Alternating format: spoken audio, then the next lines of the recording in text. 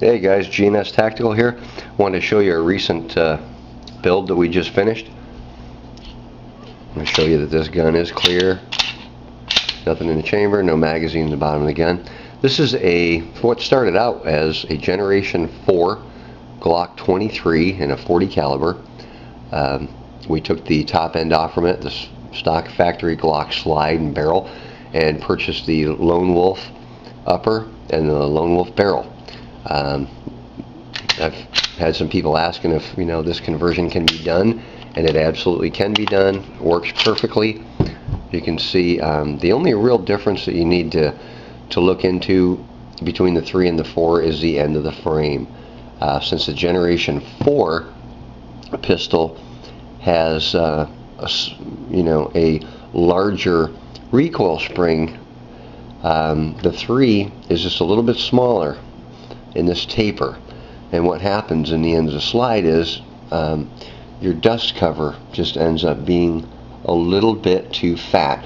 But if you use some quality Acroglass gel and fill in that little area right in there and hand grind it and make it fit, takes a little bit of time, a little bit of skill, but it can be done by your average guys that use Dremel tools and things of that nature, and are pretty confident in what they can do.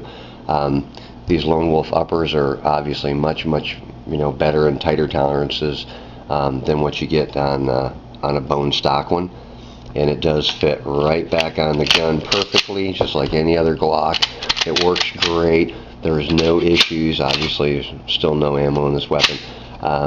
There's no chunk in the slide. There's no movement in them. Your factory trigger and your reset is still perfect. I've had no issues with this weapon. We've put probably 800 rounds through this gun, and it fires absolutely perfectly.